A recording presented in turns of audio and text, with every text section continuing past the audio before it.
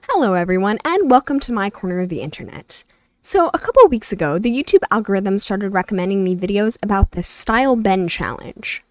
From what I can gather, for this challenge, you ask your social media followers, or in my case, my family, since I don't really have a huge social media following, what the defining aspects of your art style are.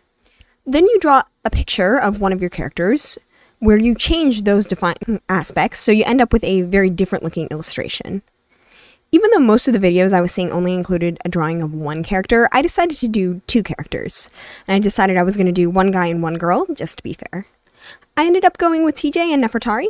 If you notice some slight changes in Nefertari's character design, or the fact that I'm calling her Nefertari instead of Neferkare, well, that's what I've been working on in the past few months, and I'll have a video or two coming out about that soon.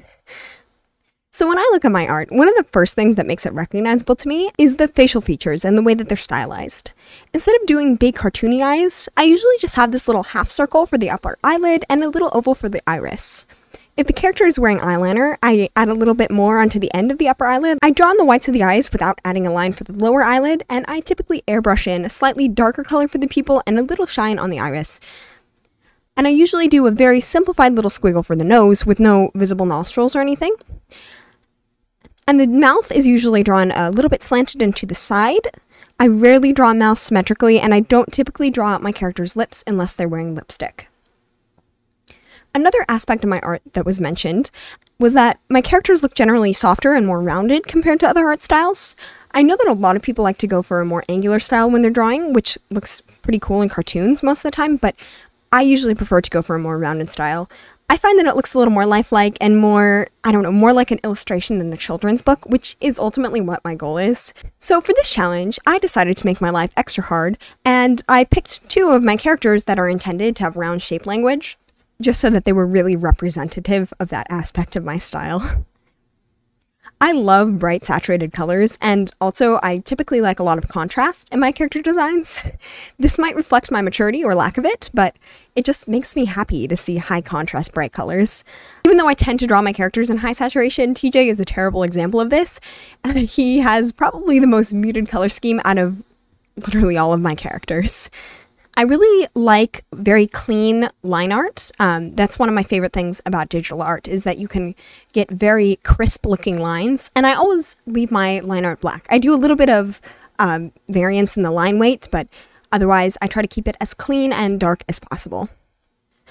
The final aspect of my style that I find makes it recognizable is the weird way I do shading. When I start off shading, I will do some basic cell shading on a clipping layer set to multiply. And this shading is usually some kind of red tone. I turn down the opacity on that, and then I airbrush a pinker color over the cheeks, elbows, and hands. Usually, maybe other places like the knees, depending on how my character is dressed. For hair, I start off with drawing some individual strands with kind of like the same cell shading, which I blur out, sometimes with a motion blur going in the direction of the hair, and sometimes with a Gaussian blur. Then I airbrush in highlights over that. So here we go, these two in my style. While this isn't my best work, I do think that it represents my style fairly well. So as soon as I was done with that, I started on the Style Bend version. I decided to use the same sketch for this version, but instead of using the basic pen tool, which makes very clean lines, I used the analog brush for my line art. I tried to focus less on making all the lines connected and smooth, and I also tried to make the characters look more angular, I guess. But yeah, that didn't really go too well. The place where it's most noticeable is their faces. As I suspected, I'm not really that good with drawing different body types. I don't have a good enough grasp on anatomy for that.